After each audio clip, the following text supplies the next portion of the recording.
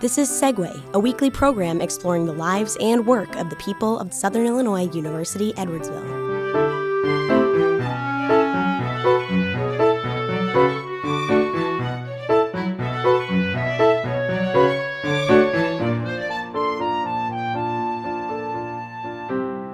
Hello, and welcome to another edition of Segue, the show that allows us to talk about issues and ideas here on the campus of Southern Illinois University Edwardsville.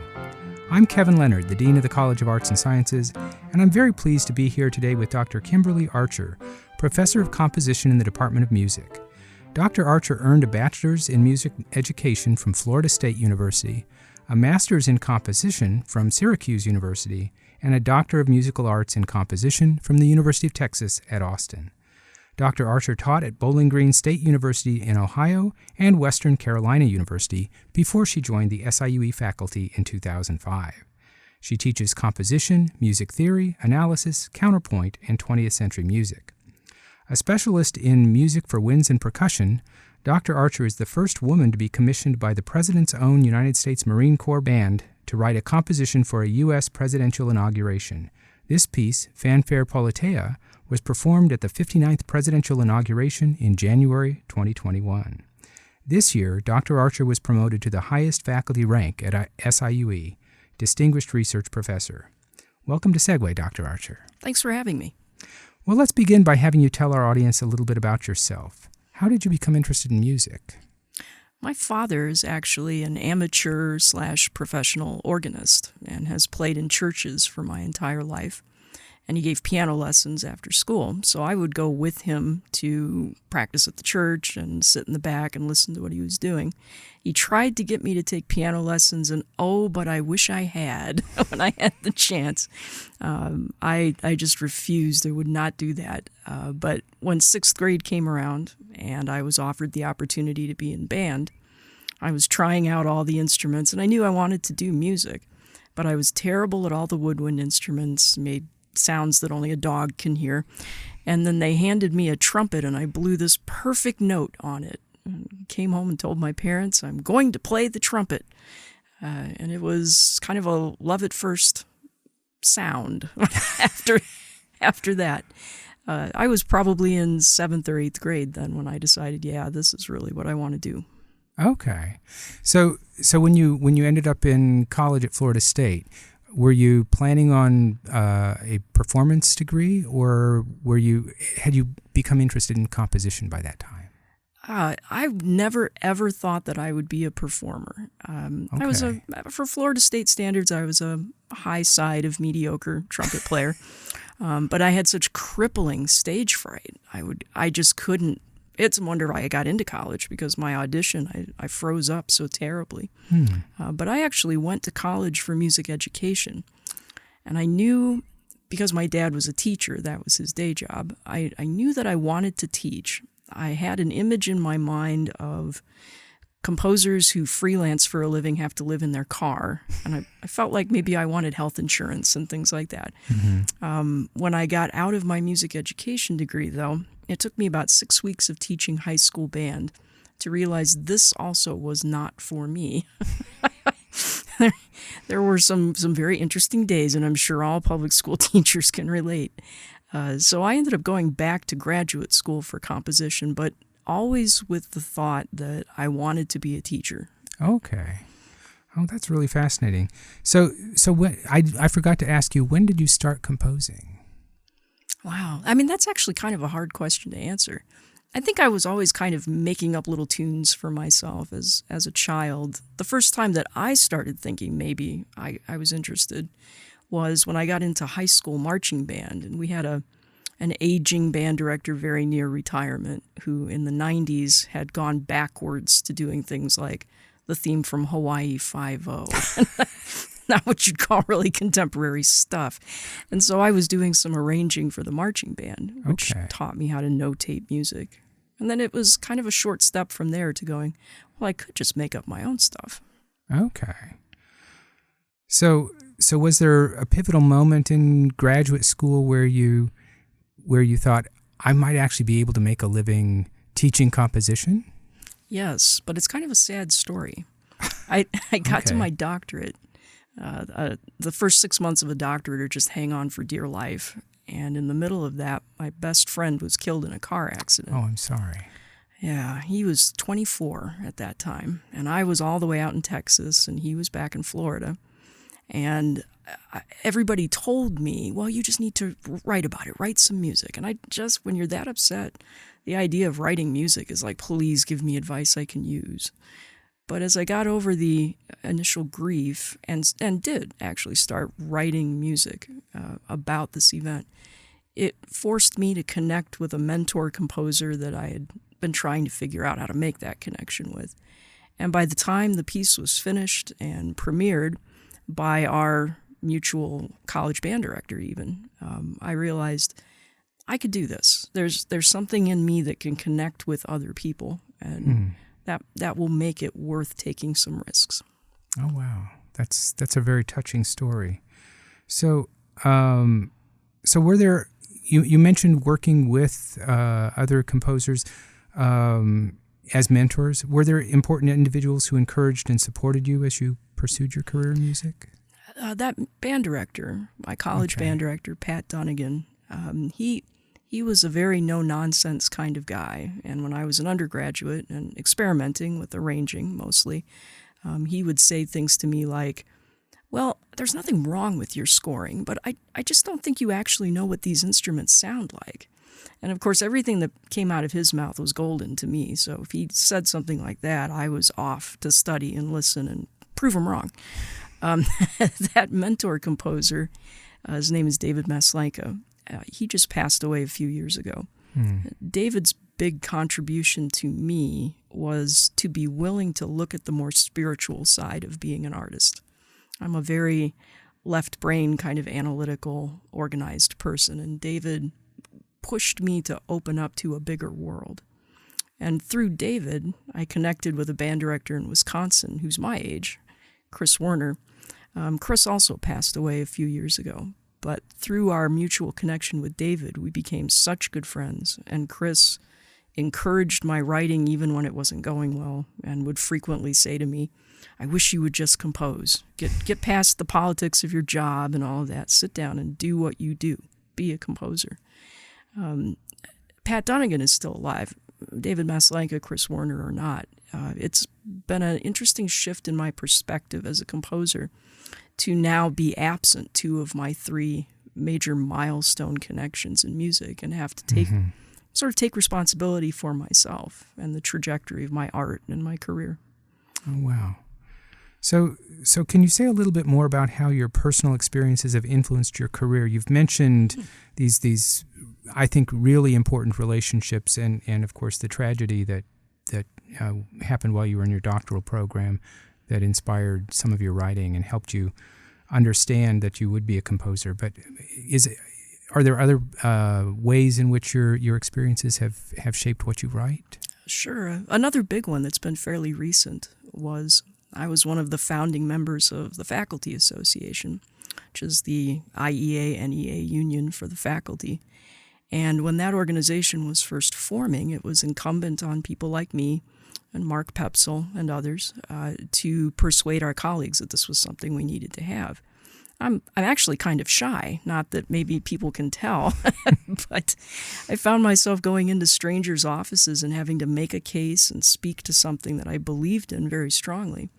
And it made me think back to my days of an undergraduate where you could put a trumpet in my hand and that would render me completely inarticulate for at least an hour afterwards. But that experience of finding my voice and feeling enfranchised within my profession, true, that was happening at SIUE, not in my composing career, but it followed. It had an influence there. And I remember sort of tentatively telling David Maslanka, well, I'm really involved in this, and I really care about it. And I thought he would sort of chastise me. Well, you're not composing. This is something you do that takes away from composing. But he surprised me. He said, someday the personal power that you found in this experience with the union is going to combine with your musical power. And when that happens, it's really going to be something to see. Oh, wow. And I at the moment, mentors say things to you in the first moment. It's like, oh, well, great. But when the Marine Band called me and that experience unfolded, that was the first time that I was a little bit able to step back from myself and go, I've developed some confidence. I've developed a voice. I've developed a sense of myself that I didn't have before. And that's been really helpful. Yeah. Well, that's really fascinating to learn.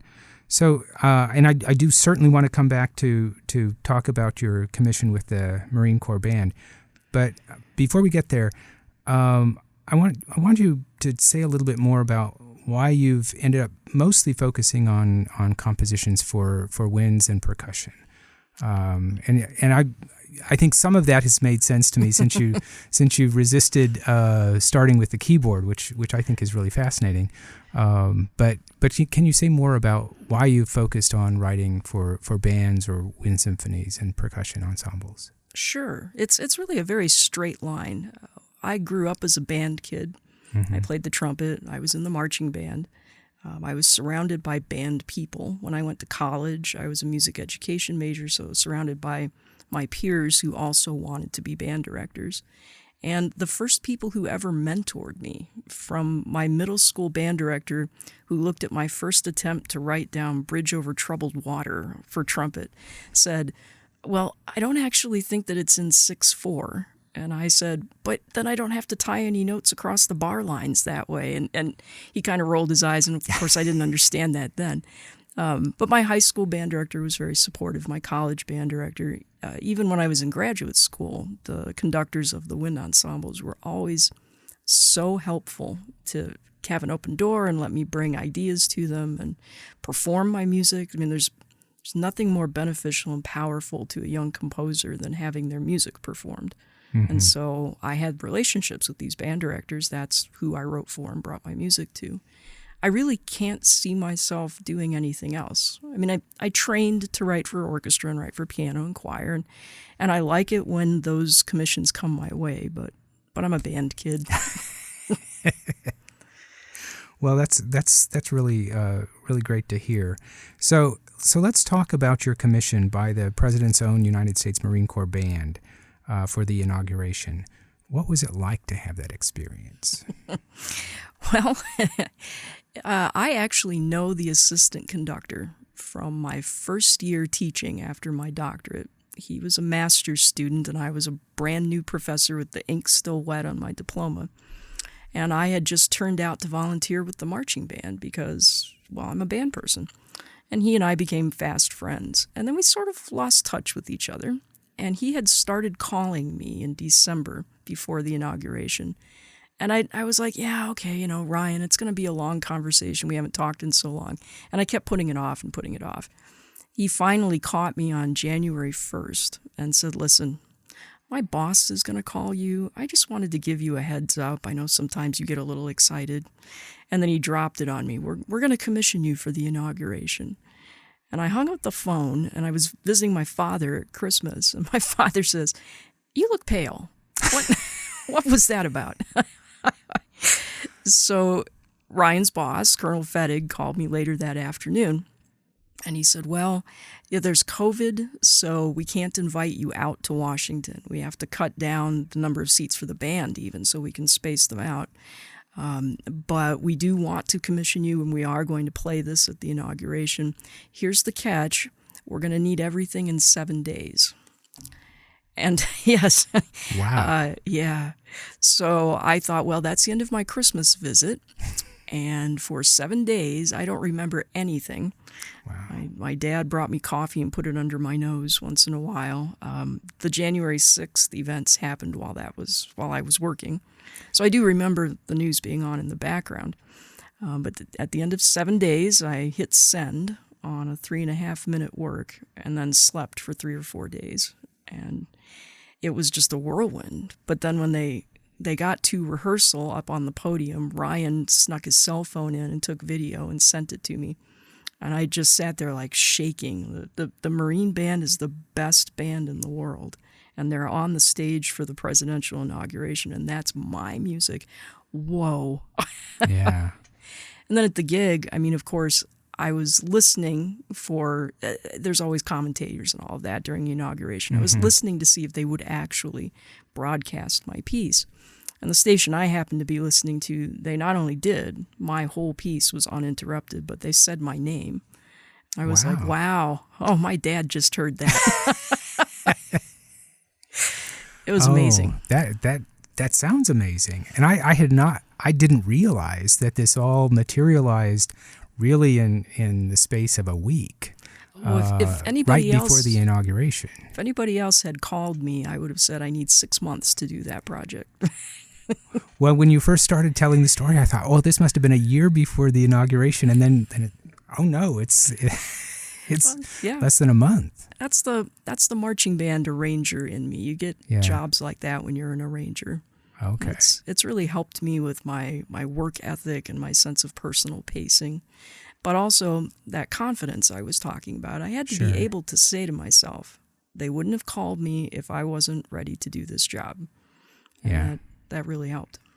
Well, tell me about the fanfare itself. How would you characterize that piece that you spent 7 days really writing and living with as you completed it? Well, the first thing that went through my mind was 3.5 minutes is an eternity. Not just because it was only 7 days, but because there's only so long that you can maintain that level of energy and excitement without bringing the energy back down into something more lyrical and then bringing it back up at the end. And so I had to get comfortable with the idea that it wasn't going to be all loud brass and percussion for 3.5 minutes. What ended up coming out was a flashy, sparkling, kind of bright introduction, followed by a more introspective lyrical tune. I sold my trumpet as soon as I graduated and bought a euphonium, so of course the euphonium features prominently in that. And then it has a little scherzo section, something a little lighthearted for maybe 45 seconds, and then it comes back out to the sparkly fanfare. And I was really pleased when they broadcasted that what they showed on the screen while that fanfare was playing was Biden's motorcade making its way toward the Capitol during this lyrical, introspective section. It's like, I'm sure the camera people were not doing anything on purpose, but that worked out really well. Mm-hmm. Oh, wow. Well, that's great. So I also mentioned in the introduction that you've been promoted to the rank of Distinguished Research Professor, which is the university's highest academic rank. So what does that mean to you? Well, initially, I wasn't even sure that I should apply because I knew someone who already had the rank, Mike Shaw, in chemistry. And I had asked him, well, it looks to me like there hasn't been a woman awarded in 10 years. And there's only ever been one arts faculty member, and that was 14 years ago. So is it like a business and engineering award, or should I apply? And Mike said, oh, yes, absolutely. This is definitely open to everyone, and they consider everyone equally. But I like the idea of now there's another woman and another arts faculty member, and hopefully that's going to encourage some others to apply. As for myself, how I feel about it personally, it's a big honor, and that's not at all lost on me. But I feel a little bit dazed still, somewhat like getting that phone call from Colonel Fettig, like, wow, well, this huge thing just happened, and it'll be a few weeks before I process it. Yeah. Well, I think it is a tremendous honor, and I'm very pleased. You are right. We have not had a faculty member from the arts promoted to that rank in quite some time, and so I'm very pleased that you were promoted. Thank you. Yeah. So looking back on your career so far, what published music or compositions would you say you're most proud of? Well, it's a little like asking a parent to choose a favorite child. I guess, I mean, the simplistic answer would be whichever piece I'm working on right now is my favorite. Okay. But I guess in the scope of my career, there's early music of mine that there aren't enough adult beverages in the world for me to share them. I'd say probably 2000 or 2001 is about when I started producing music I would still say represents me. And in particular, I think Symphony No. 3 from 2007. That was the school year after Chris Werner and I first met David Maslanka. We had been out to David's house in Montana for a week, and the three of us had all become very close as a threesome. And David suggested to Chris, well, why don't you commission Kim, and then the two of you can work together. He told me privately, give Chris a worthy conducting challenge. And he told Chris privately, whatever Kim wants, make it happen. So the piece calls for a huge wind ensemble with harp and a chromatic set of handbells and flugelhorns and English horn in the kitchen sink. And for Chris's part, I gave him things in mixed meter, so every measure is a different feel rhythmically, and some pretty difficult stuff. And our colleagues on both campuses, his in Wisconsin and mine here, all said, high school students can't perform this. You guys are setting up your students for this terrible failure. And neither one of us was going to have that. We were 30-somethings, and we were going to take over the world. And it turned out that performance was pretty electric and went really well. And Chris had flown David in for the premiere. And David and I sat in the back of the hall, and I dedicated the piece to David. So he was in tears when it was over, and I was in tears when it was over. And I remember that being kind of the perfect synergy of two people that I was so close to and loved so much and miss so much now. And this piece of music where the actual commission was, the sky is the limit, you write the best piece you can possibly write. And then Chris and I had never worked together before, so we had to work out some kinks in our collective styles. But we had such a good time, and it was just an amazing artistic, personal, musical experience. I don't know to what extent that really translates to people who don't know the story. But to me, when I look at what have been my pinnacle experiences, the Marine Band, of course, and that experience with Chris and David, Symphony No. 3. Oh, that sounds really wonderful. Thank you for sharing that with us. So I understand that you plan to publish a book on band orchestration. Tell us a little about that project. Well, I'm a band kid, and it turns out that orchestration, which is the study of how composers choose which instruments they're going to write for and then what ranges and transpositions and things that they use, orchestration is almost always taught from the perspective of the symphony orchestra, with the biggest emphasis on string instruments. And it had kind of been a joke between me and Michael Mishra, the orchestra conductor, that if he teaches orchestration, it'll be all about the orchestra, and if I teach orchestration, it will be all about band. Well, I had been here for 16 or 17 years when Michael and I agreed, okay, I'm going to teach orchestration. So I went looking for a band orchestration book. And there are a few, not from major publishers, but little in-house shop sort of things. And they're very complicated, or the musical examples for students to look at are either things that the author wrote, so who's ever going to hear those again, or things that are orchestral works that somebody transcribed for band. And I thought, well, the majority of music education majors are band people, woodwinds, brass, and percussion, and the majority of music majors are music education majors. So there's a bit of a disconnect between how we teach orchestration and how students really need orchestration.